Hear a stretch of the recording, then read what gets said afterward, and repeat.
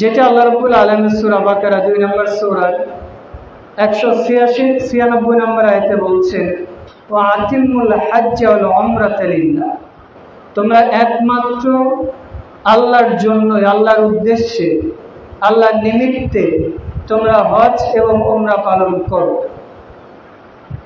আমরা দুনিয়াতে যেই কাজই করি না কেন, যেই ইবাদতই করি না কেন, যদি আল্লাহর জন্য না করি, অনেক সালাত করলাম, অনেক হজ করলাম, যাকাত দিলাম, কিন্তু আল্লাহর জন্য করলাম না, এই ইবাদত কি আল্লাহ কবুল করবেন? না।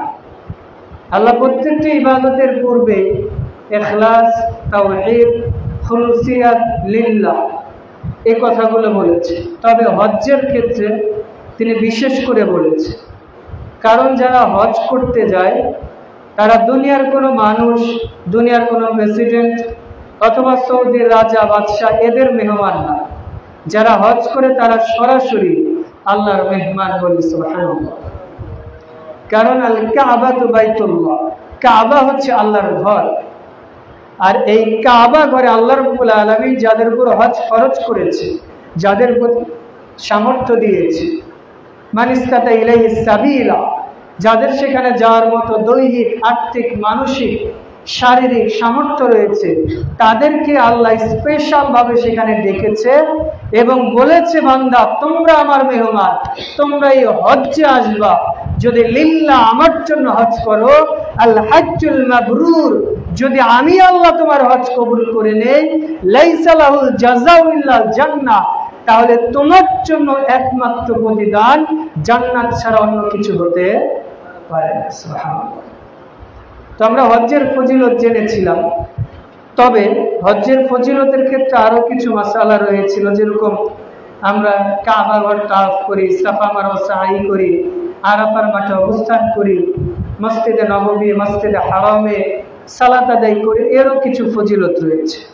ইবনে মাজাহ 2956 নম্বর হাদিস, বাইতুল্লাহ তাওয়াফের ফজিলত প্রসঙ্গে রাসূলুল্লাহ সাল্লাল্লাহু আলাইহি ওয়াসাল্লাম বলছেন যে, মান তাওয়াফা বিল বাইতি, কেউ যদি আল্লাহর ঘর কাবা ঘর তাওয়াফ করে, ওয়া সাল্লা রাকাআতাইনি, এবং 2 রাকাত সালাত আদায় করে, কানা কাইতকি রাকাবা, এই ব্যক্তি যেন একজন দাস বা দাসী মুক্তি করলে যেমন নেকি, আল্লাহ তার আমল নামায় অনুরূপ নেকি দেয়। সুবহানাল্লাহ।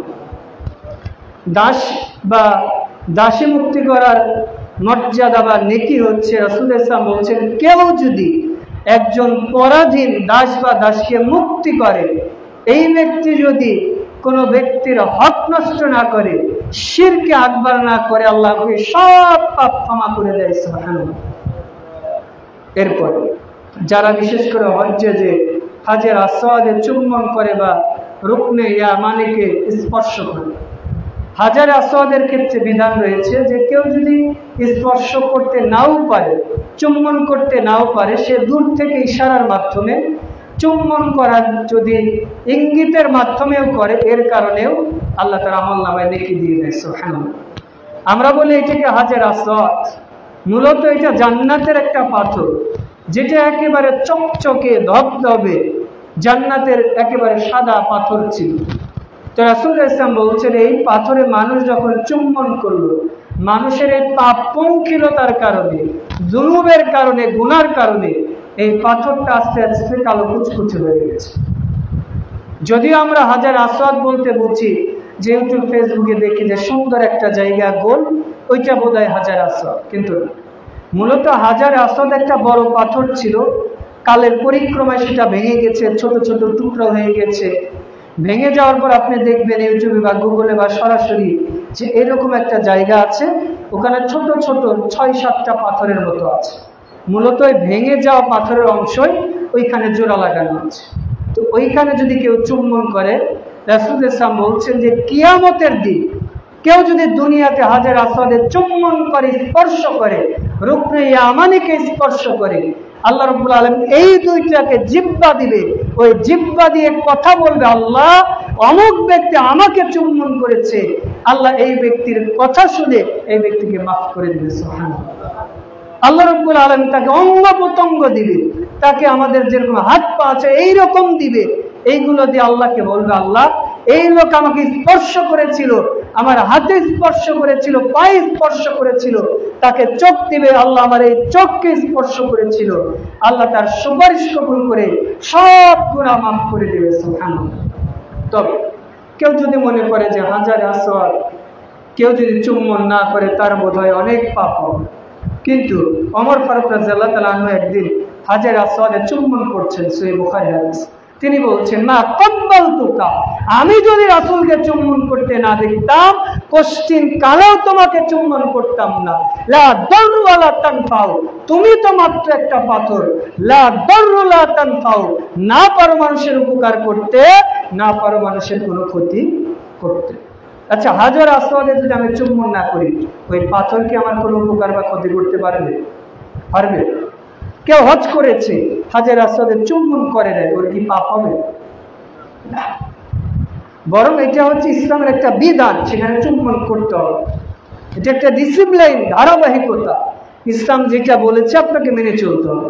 ওমর রাদিয়াল্লাহু তাআলা কি বললেন, যে তুমি না পারো মানুষের উপকার করতে, না পারো ক্ষতি করতে, রাসূলকে যদি চুম্বন করতে না দেখতাম আমি ওমর তোমাকে চুম্বন করতাম না। রাসূল ইসলাম যেহেতু চুম্বন করেছে বিদায় আমিও চুম্বন করছি।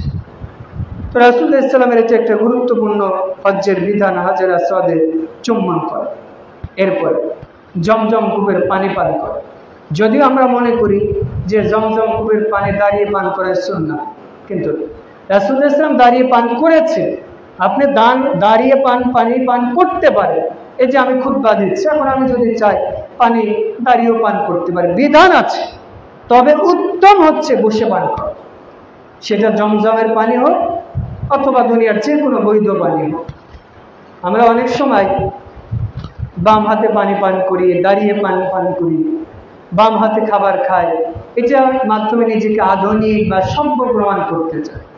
অথচ রাসূল ইসলাম বলছেন, কেউ যদি বাম হাতে পানি পান করে ও যেন ওর পানি বা খাদ্যকে উগরিয়ে ফেলে দেয়, বমি করে ফেলে। কত মারাত্মক অপরাধ! এর সায়েন্টিফিকও ব্যাখ্যা আছে। কারণ এই যে আমরা বাম হাত দিয়ে ভালো জিনিস স্পর্শ করি না খারাপ জিনিস, এই যে আমরা কথা বলতে বলতে নাক স্পর্শ করি, চুলকায়, মাথা চুলকায়, শরীর স্পর্শ করি, কোন হাত দিয়ে? আপনি যখন ওই হাত দিয়ে খাচ্ছেন তাহলে আপনার রোগ জীবাণু যাওয়ার সম্ভাবনা আছে কি? এরপরে ডান হাতে শক্তি বেশি থাকে না বাম হাতে বেশি? ডান হাতে। তা আপনি যখন বাম হাত দিয়ে ধরবেন আপনার অজান্তে গ্লাসটা পিছলে পড়ে যেতে পারে, খাবার পড়ে যেতে পারে, ওরাই তো স্বাভাবিক। এই জন্য দেখবেন আমরা যখন গাড়ি থেকে নামি ড্রাইভাররা কি বলে, ডান পা আগে দিতে না বাম পা আগে দিতে? বাম পা। কি জন্য? কারণ বাম পা দুর্বল, আগে দিলে আপনার যদি শরীরের যে ভারত্ব রাখতে নাও পারেন, ডান পা আপনাকে ব্যাকআপ দিবে। তো এই জন্য যে কোনো ভালো কাজ ডান দিক দিয়ে করতে হয়। যেরকম টয়লেটে যাবেন বাম পা দিয়ে, বের হবেন ডান পা। আল্লাহ তৌফিক দান করুন। এই যে জমজমের পানি, রাসূল ইসলাম বলছেন, খায়রুল মাই আলাল আরদি ওয়াজহি, পৃথিবীতে যত পানি আছে সমস্ত পানির মধ্যে সম্মানের দিকে, মর্যাদার দিকে এবং খাদ্যের যে মৌলিক যে পদার্থ রয়েছে, একটা খাদ্যের মধ্যে শর্করা, স্নেহ, লৌহ, যে খনিজ পদার্থ 6টা আছে, সব পদার্থ আল্লাহ রাব্বুল আলামিন এই জমজমের পানির মধ্যে দিয়েছে। সুবহানাল্লাহ। এরপর রাসূল ইসলাম বলছেন, মা জমজম ফিহি তুআমিন মিন তুমি ওয়া শিফাউন মিন সুকমি, এর মধ্যে আল্লাহ দুনিয়ার সব খাদ্যের সারনির্যাস দিয়েছে এবং যত রোগ জীবাণু আছে সমস্ত রোগের শেফা হিসাবে আল্লাহ জমজমের পানিকে পাঠিয়েছেন। সুবহানাল্লাহ। আবু যার গিফারি সেই দূর থেকে চলে এসেছে মক্কায়, প্রায় 40 দিন অবস্থান করেছে, কোনো কিছুই খায়নি। শুনেছে যে রাসূল আছে। তো রাসূল ইসলাম বলছে, আবু যার আপনি এসেছেন, এতদিন কি খেয়েছেন? তা আবু যার গিফারি বলছে, আল্লাহে, আল্লাহর কসম করে বলছি, আমি এইখানে যে 40 দিন অবস্থান করেছি কেউ আমাকে কোনো দাওয়াত দেয় নাই, কেউ মেহমানদারি করে নাই, কেউ কিছু খেতে দেয় নাই। আমি এই 40 দিন জমজমের পানি পান করেছি। রাসূল দেখেন, আগে আমার শরীর যেমন ছিল আমার শরীরের মেদ বেড়ে গেছে। পৃথিবীতে মৌলিকভাবে আল্লাহ 3টা খাদ্যে সব উপাদান দিয়ে দিয়েছে, বিশেষ করে জমজমের পানি, খেজুর এবং মধু, কোন কোন রিওয়ায়াতে পাওয়া যায় দুধের কথা। আর এই খাদ্যগুলোই কিন্তু মৌলিকভাবে জান্নাতের খাদ্য। আপনি জান্নাতে যাবেন, জান্নাতে গেলেই আপনাকে মধুর চন্না দিবে, শরাব দিবে, এই জাতীয় খাদ্যগুলো। তো যাই রাসূল সাল্লাল্লাহু বলছেন যে কেউ যদি অসুস্থ হয়, সে যদি তার সুস্থতার নিয়তে খুলুসিয়াতের সাথে পান করে, তাহলে আল্লাহ চাইলে তাকে সুস্থ করে দেবে ইনশাআল্লাহ। এই জন্য আমাদের নিয়তকে খালেস রাখতে হবে। চেষ্টা করবে যে নিয়মিত জমজমের পানি পান করো। তবে অনেক সময় দেখা যায় আমরা জমজমের পানি অ্যাভেলেবেল পাই, সেক্ষেত্রে আপনি কি করতে পারেন, জমজমের পানির মধ্যে কিছু পানি মিক্স করে দিতে পারেন। অনেক সময় দেখবে মানুষকে জিন আচর করে, অথবা বাড়িতে অনেক সময় দেখা যায় যে হঠাৎ করে মনে হয় যে বরকত উঠে যাচ্ছে ব্যবসা বাণিজ্য বাড়িতে, সেক্ষেত্রে আপনি কি করবেন, জমজমের পানিতে একটু সূরা নাস ফালাক ইখলাস করে ছিটিয়ে দিবেন বা খেয়ে নেবেন। অথবা ধরেন আপনার পেটের ব্যথা, একটু পেটেতে মুছে দিবেন, মাথায় একটু দিয়ে দিবেন। অথবা যারা প্রেগনেন্ট নারী তারা নিয়মিত খাবেন, তারা এটা পেটে ম্যাসেজ করার চেষ্টা করবেন, এতে দেখবেন আল্লাহ অনেকটাই সুস্থ করে দেবেন ইনশাআল্লাহ। এরপরে বাইতুল্লাহ সালাত আদায় করা। রাসূল ইসলাম বলছেন তিরমিজি 3916 নম্বর হাদিস, যে পৃথিবীর অন্যান্য মসজিদে সালাত আদায়ের চেয়ে কেউ যদি মসজিদে নববীতে সালাত আদায় করে 1000 গুণ রাকাতের যত নেকি, এক রাকাত আদায় করলে তত নেকি পায়। সুবহানাল্লাহ। আপনি ধরেন বাইতুর রহমান জামে মসজিদে সালাত আদায় করেছে, অথবা বাংলাদেশের জাতীয় মসজিদ বাইতুল মুকাররমে সালাত আদায় করেছে, 1000 রাকাত আদায় করে যত নেকি পাবে, মসজিদে নববীতে এক রাকাত আদায় করলে আল্লাহ তার চেয়ে বেশি নেকি দিবেন। সুবহানাল্লাহ। এমনকি রাসূলুল্লাহ সাল্লাল্লাহু আলাইহি ওয়াসাল্লাম বলছে যে কেউ যদি মসজিদে হারামে কাবা ঘরে সালাত আদায় করে, আফদালু মিন মিআতি আলফি সালাতিন ফিহা সাওয়া, তিনি বলছেন যে এই যে মসজিদে নববীতে তো 1000 রাকাত নেকি হয়, এই মসজিদ ব্যতীত পৃথিবীতে যত মসজিদ আছে 1,00,000 রাকাত আদায় করলে যত নেকি, মসজিদে হারামে কাবা ঘরে কেউ 1 রাকাত আদায় করলে তত নেকি। সুবহানাল্লাহ।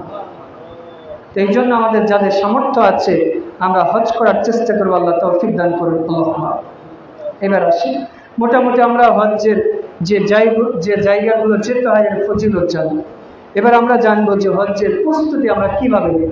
প্রত্যেকটা কাজেরই প্রস্তুতি আছে। এই যে আমরা যে জুমার সালাতে এসেছি, একটা প্রস্তুতি নিয়ে এসেছি, সুন্দর করে গোসল করে সুন্দর জামা কাপড় পরে এরপরে মসজিদে এসেছি। অথবা আপনি ধরেন কালকে আমার পরীক্ষা আছে, ফাজল কামেল পরীক্ষা, তো আমি যখন সন্ধ্যাবেলায় যাব, বই পুস্তক অ্যাডমিট কার্ড নিয়ে একটা প্রস্তুতি নিয়ে যাব না। অথবা আপনি দোকানে গেলেন, আমি একটু আগে দোকানে গিয়েছিলাম, 1-2টা স্যালাইন নিয়ে এসেছি, তো এটাও একটা প্রস্তুতি নিয়ে গিয়েছি, পাঞ্জাবি পরে টাকা নিয়ে। তার মানে 2 মিনিটের কাজও যদি করি আমরা তাও প্রস্তুতি নিই। আর হজ হচ্ছে মুমিনের জন্য জীবনে কয়বার ফরজ? একবার। তবে চাইলে আমরা বারবার করতে পারি, করার বিধান রয়েছে, করা উত্তম। তবে এটার প্রস্তুতি হিসাবে প্রথম যেটা, এটা হচ্ছে আকীদা সংশোধন করা। দেখেন রাসূলুল্লাহ সাল্লাল্লাহু আলাইহি ওয়াসাল্লাম কিন্তু এটা বলেন যে অনেক টাকা পয়সা ব্যাংকে রাখতে হবে, এই করতে হবে, সেই করতে হবে, সালাত করতে হবে, যাকাত দিতে, এইটা বলে। প্রথম যেটা বলেছে যে আকীদা সংশোধন করতে হবে। কারণ আল্লাহ রাব্বুল আলামিন সূরা মাইদা 5 নম্বর সূরায় 5 নম্বর আয়াতে বলছেন, ওয়া ইউমিনু বিল্লাহি ফাকাদ হাবিদা আমালুহু ওয়া হুয়া ফিল আখিরাতি মিনাল খাসিরিন। তোমাদের মধ্যে ইয়াকফুর বিল ঈমান, তোমাদের মধ্যে অনেক লোক আছে, অনেক ব্যক্তি আছে যারা ঈমান এনেছে, ঈমান আনার পর ঈমানের সাথে কুফরি করেছে, মানে আল্লাহ যে বিধান দিয়েছে, আল্লাহ যে তাওহীদ দিয়েছে, আল্লাহ যে রিসালাত দিয়েছে, এগুলোকে সে রিজেক্ট করেছে, সে ছেড়ে দিয়েছে। আল্লাহ রাব্বুল আলামিন এই আকীদা বিনষ্ট হওয়ার কারণে তার সব আমল নষ্ট করে দেয় বলে আছে। আমাদের সমাজে দেখবেন কিছু পপুলার বক্তা আছে, তারা বলে যে আকীদা শব্দ নাকি ফ্যাক্ট, এই শব্দ নাকি কোরআনে নাই, অথচ কোরআনে একাধিক জায়গা আছে। তার মানে সে কোরআন পড়ে নাই, অথবা পড়লেও মানুষের কাছে গোপন করার চেষ্টা করছে। দেখেন আল্লাহ রাব্বুল আলামিন, এই যে আমরা যে বিবাহ করি, আল্লাহ বিয়ের ক্ষেত্রে বলতে যে বলছেন উকদাতুন নিকাহ, এই যে আল্লাহ এখানে আকীদা শব্দ ব্যবহার করেছে। উকদা মানে হচ্ছে বন্ধন, আঁকড়ে ধরা, চিনতে ধরা, সীমাবদ্ধ করে ফেলা। এই যে আমি যখন বিয়ে করলাম, আমার স্ত্রী আমার মধ্যে সীমাবদ্ধ হয়ে গেল না, আমার ফ্যামিলির মধ্যে, ওকে দুনিয়ার আর কোনো মানুষের সাথে বিয়ে বসতে পারবে? এই যে একটা সীমাবদ্ধ লোক। কোরআনে একাধিক জায়গায় আল্লাহ আকীদা বলেছে। আর ইসলামের মৌলিক ভিত্তি হচ্ছে আকীদা। কারণ ইসলামের যে 5টা স্তম্ভ আছে, প্রথমটা কি? তাওহীদ এবং রিসালাত। তাওহীদ এবং রিসালাতকে যে সংক্ষেপে বলেন সেটাকে কি বলা হয়? আকীদা, বিশ্বাস। এরপরে দেখেন আল্লাহ রাব্বুল আলামিন সূরা ইউসুফ 12 নম্বর সূরার 106 নম্বর আয়াতে বলছেন, ওমা ইউমিনু আকতারুহুম বিল্লাহ ইল্লা হুম মুশরিকুন। এই যে দুনিয়ার মানুষেরা তোমরা মনে করেছো যে পৃথিবীর 800 কোটি মানুষের মধ্যে 200 কোটি মুসলিম, অথচ আল্লাহ বলছে অহুম মুশরিকুন, দুনিয়ার অধিকাংশ মানুষই মুশরিক।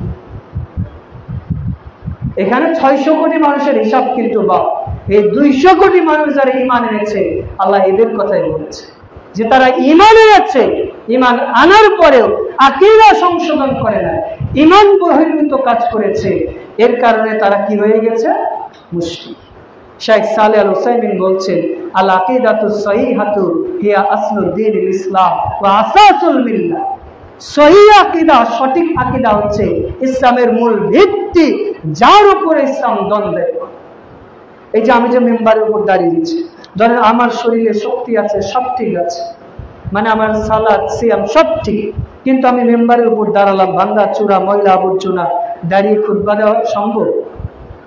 তো আপনার সব আছে, কিন্তু যেইটার উপর আপনি দাঁড়াচ্ছেন ওইটাই ঠিক না, তাহলে কি অন্যগুলো আল্লাহ কবুল করবে?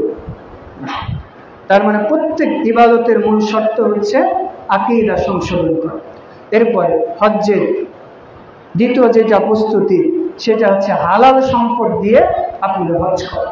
যদি নিসাব পরিমাণ সম্পদ হয়, 1 বছর আপনার মালিকানাধীন থেকে থাকে, অর্থাৎ হজ করার মতো। যাকাত এর আগে বলেছিলাম, যাকাত ভিন্ন কথা, হজ ভিন্ন কথা। হজ ফরজ হলে যে যাকাত ফরজ হবে বিষয়টা এমন না, কারণ এমনও হতে পারে যে হজ করতে যদি সরকার বলে যে 50,000 টাকা লাগে, তো বাস, তাহলে তো দেখবেন যে বাংলাদেশের প্রায় 1 কোটি মানুষের উপরে হয়তো হজ খরচ হয়। কিন্তু যাকাতের হিসাব যদি করতে যায়, 7.5 ভরি স্বর্ণের হিসাব অনুযায়ী 8-10 লাখ টাকা না হলে আমাদের যাকাত খরচ হবে, মানে একটা আর একটার সাথে সম্পৃক্ত। হজ্জের নিসাব কি? সুস্থ হতে হবে, শারীরিক সামর্থ্য থাকতে হবে, মহিলাদের জন্য মাহরাম পুরুষ থাকতে হবে, এবং কাবা ঘরে যাওয়া এবং আসার মতো তার আর্থিক সামর্থ্য থাকতে হবে, বাস, তাহলে তার উপর হজ খরচ। তো এই যে টাকা, এই টাকাটা আপনার হালাল হতে হবে। আপনি যদি হারাম টাকা দিয়ে ব্যাংকে সুদি টাকা রেখেছে, অথবা অবৈধভাবে টাকা লাগিয়েছে, সুদ ঘুষের টাকা দিয়ে যদি হজ করেন, এটা আল্লাহ কবুল করবে না। সহিহ মুসলিমের 1015 নম্বর হাদিস, রাসূলুল্লাহ সাল্লাল্লাহু আলাইহি ওয়াসাল্লাম বলছেন, লা তাদখুলুল জান্নাতা জাসাদুন গুদ্দিয়া বিল হারাম। ওই দেহ জান্নাতে যাবে না যে দেহ হারাম খাদ্য দ্বারা পরিপুষ্ট। মানে যেই ব্যক্তি হারাম খাদ্য খেয়ে হজ করতে গিয়েছে, আল্লাহ তার হজ কবুল করবে।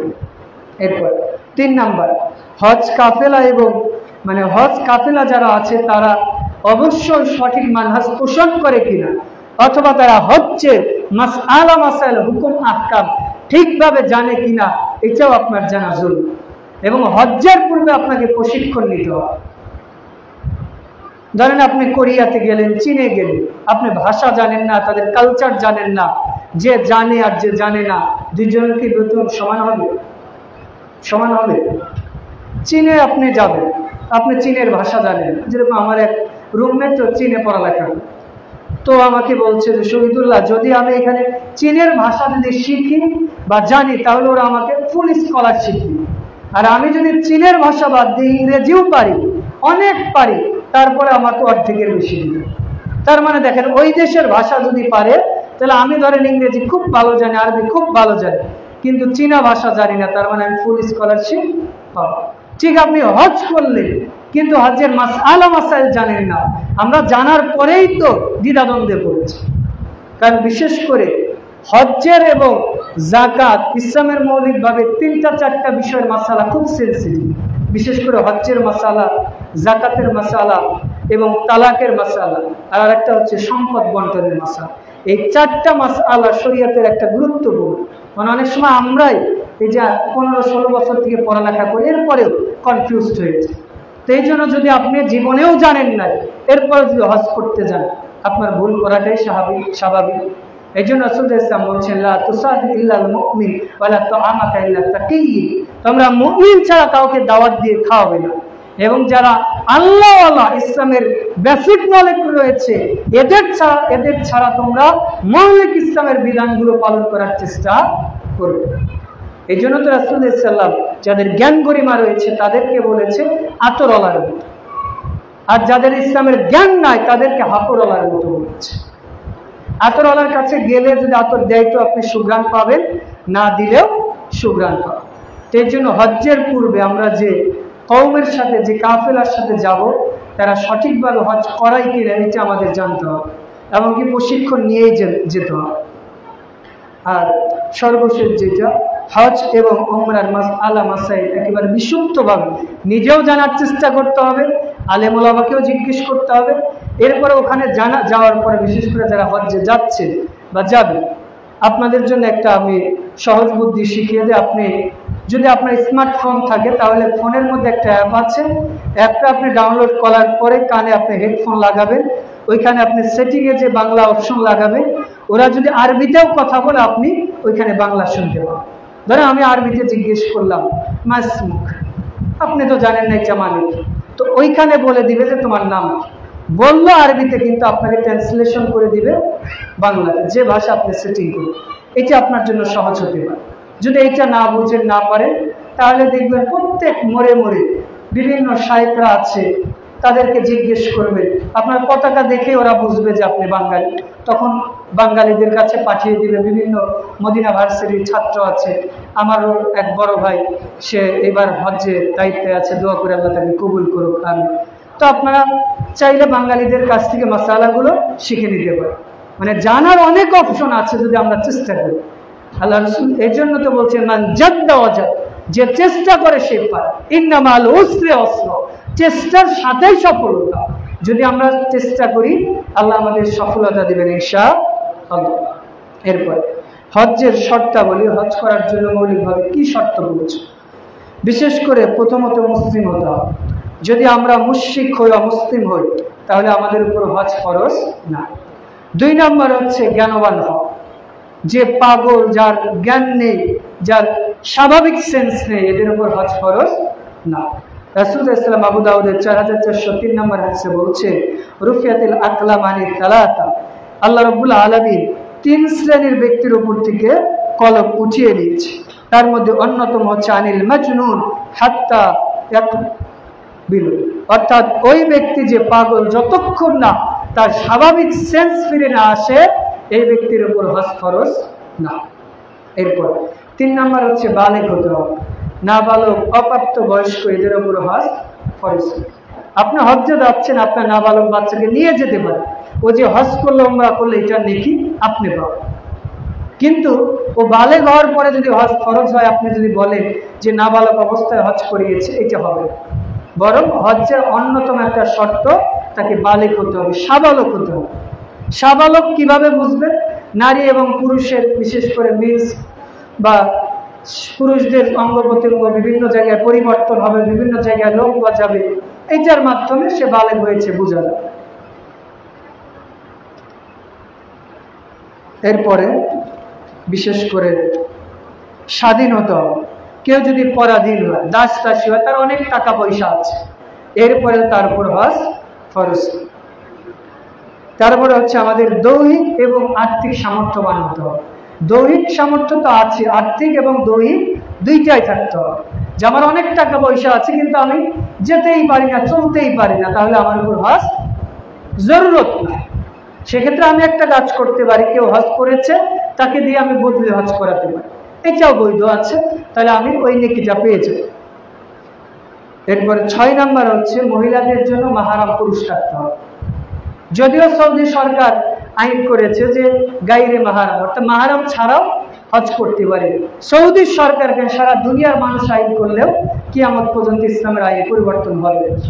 ইসলাম যেটা বলেছে এইটাই একেবারে চূড়ান্ত, মাহরাম পুরুষ ছাড়া কেউ হজ করতে পারবে। রাসূলুল্লাহ সাল্লাল্লাহু আলাইহি ওয়াসাল্লাম বলছেন, একজন নারী একদিনের পথ সফর করতে পারবে না তার মাহরাম পুরুষ ছাড়া। সেখানে হজ তো দূরের কথা, হজ ফরজ হয়েছে, সব আছে, মাহরাম পুরুষ নয়, হজ করা প্রয়োজন। এরপর হজ্জের রুকুন। হজ্জের রুকুন হচ্ছে 4টি, আর ওমরার রুকুন 3টা। হজ্জের রুকুন কয়টা? 4টা। বিশেষ করে এহরাম বাঁধা, এহরাম বাঁধার জন্য স্থান আছে হচ্ছে 5টা, যেটাকে মিকাত বলা। আমরা বাঙালিরা তো বাড়ি থেকে হজ্জের কাপড় পরি, আবার কেউ আছে যে হজ কাফেলা থেকে আমরা হজ্জের নিয়ত লাব্বাইক আল্লাহুম্মা লাব্বাইক বলে বের হয়েছে। আপনি এয়ারপোর্ট থেকে পড়তে পারেন, বৈধতা আছে।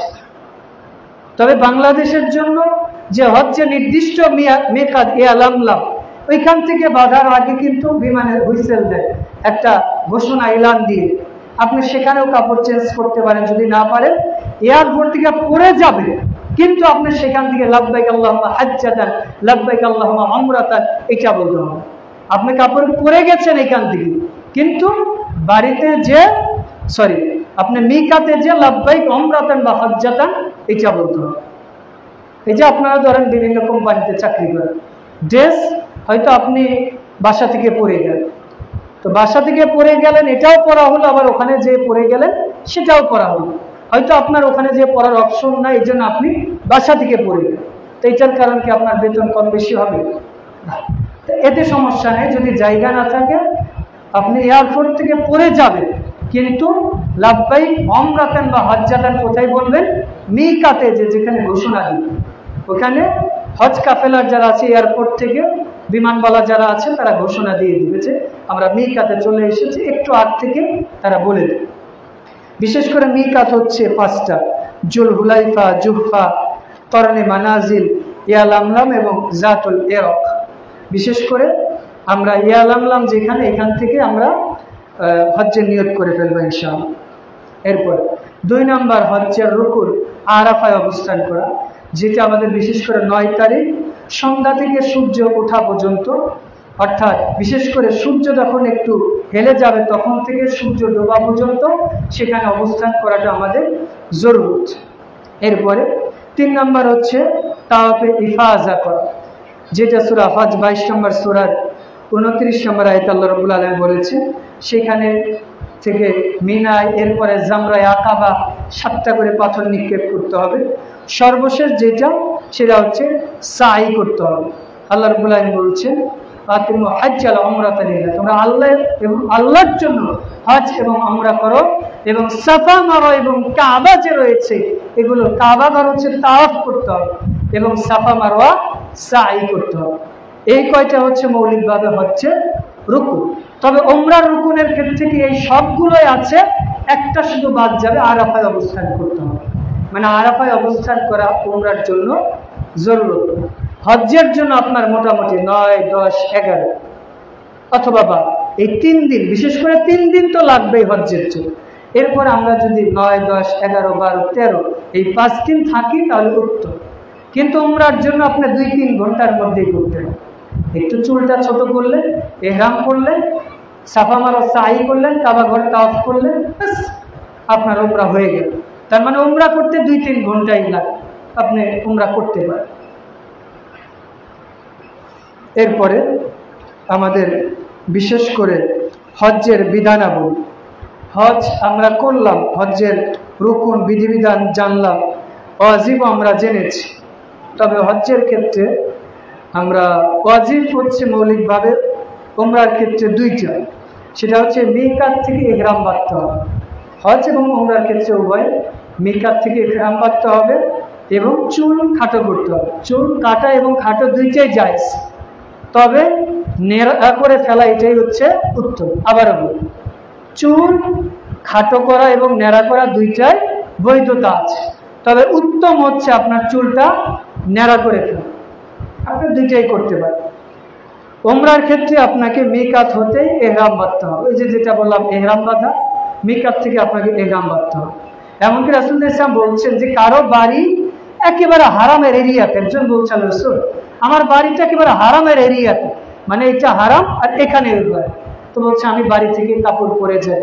রাসূলুল্লাহ সাল্লাল্লাহু আলাইহি ওয়াসাল্লাম বলছেন না, যদিও তুমি এক পা দিলে এইটাই তোমার জন্য হারাম এলাকা, এরপরে তুমি পারবা, তুমি হারাম এলাকাতে এরিয়াতে ঢুকে মিকাতে ঢুকে তারপরে তুমি হজ্জের নিয়ত করো। চিন্তা করেছে? তো চাইলে কিন্তু বাড়ি থেকে নিয়ত করে সুন্দর করে বের হতে পারে, কিন্তু রাসূলুল্লাহ সাল্লাল্লাহু আলাইহি ওয়াসাল্লাম বলেছে না, তোমাকে এই সুবিধা আমি দিলাম না, তুমি নির্দিষ্ট জায়গায় এসে এরপরে হজ্জে নিয়ত করো। এরপরে বিশেষ করে জিলহজ মাসের 9 তারিখ সূর্য অস্ত যাওয়া পর্যন্ত আরাফায় অবস্থান করা, এটাও হজ্জের ওয়াজিব। এরপরে ঈদের রাত ফজর হওয়া পর্যন্ত মুজদালিফায় অবস্থান করতে হবে। অনেকে আমরা আছি ঈদের রাতে ফজর হওয়ার আগেই আমরা সেখান থেকে চলে আসি, কিন্তু না, ফজর হওয়া পর্যন্ত আপনাকে সেখানে অবস্থান করতে হবে। এরপরে কুরবানি দিতে হবে সূর্য ঢলে যাওয়ার পর থেকে সূর্য ডোবার আগে। তবে এক্ষেত্রে কেউ যদি কোরবানি না দেয়, দেওয়ার সামর্থ্য না থাকে বা দেয়নি, অথবা হজ্জের যে 9টা ওয়াজিব 7টা ওয়াজিবাত আছে, একটা যদি ছুটে যায় তাকে দম দিতে হবে। কি দিতে হবে?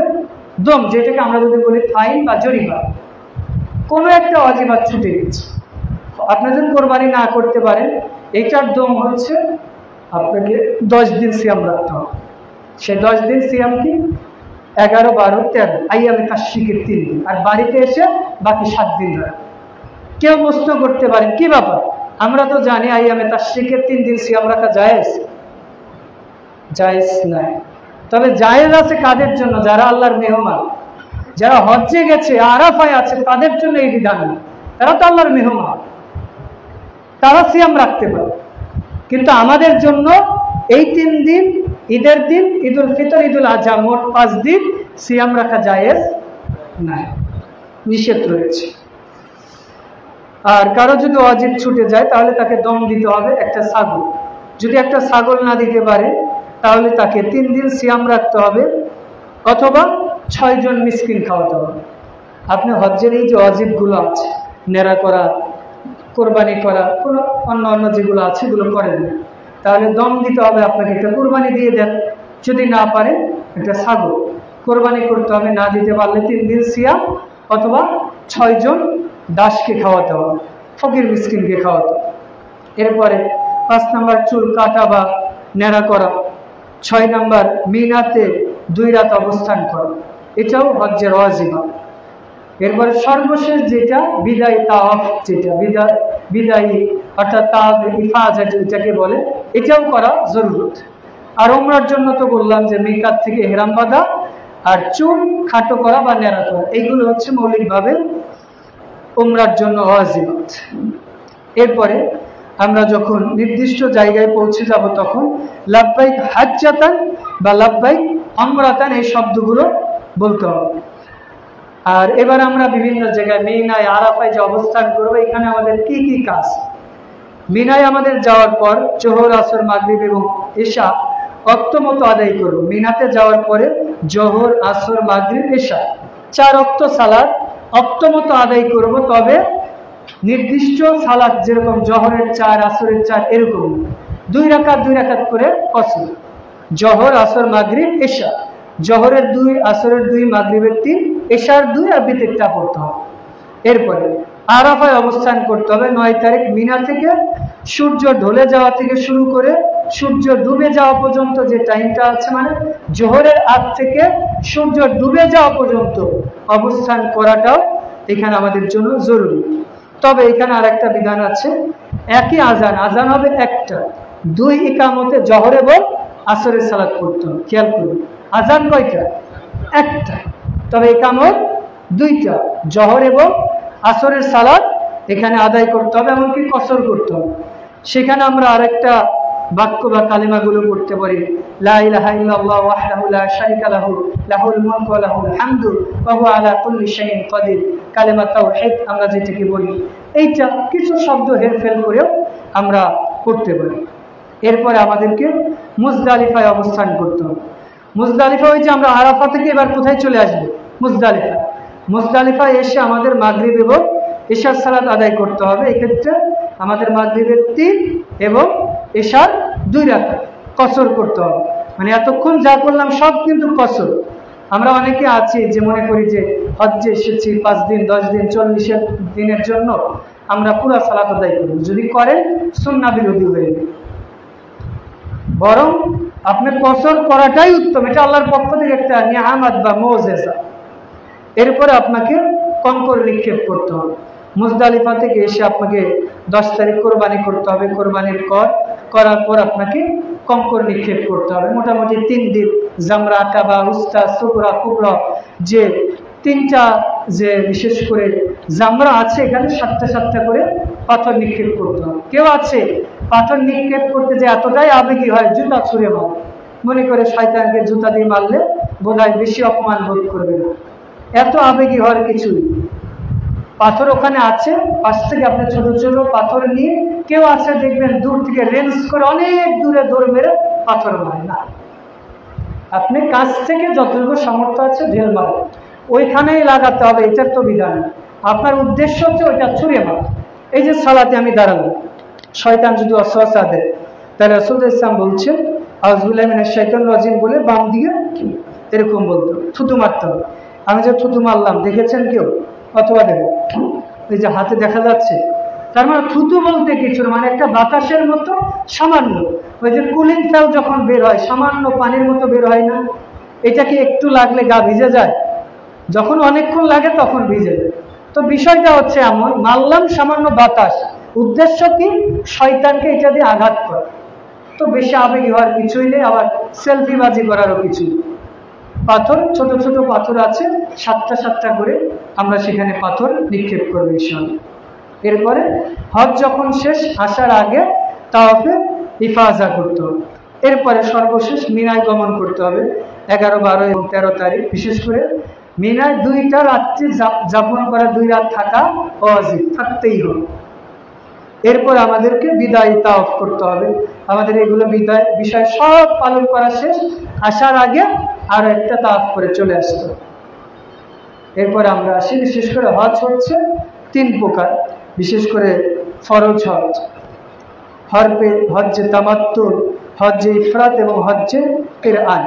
এই 3 প্রকার হজ আছে। এটা হচ্ছে হজ্জের নিয়ত এবং একসাথে করা বিভিন্ন বিষয় অনুযায়ী হজ্জের 3টা প্রকার আছে। যেহেতু সময় আজকে কম, আরো পরের বিষয়টা আলোচনা করতে হবে। তবে হজ্জে তামাত্তু যেটা, এটাই উত্তম।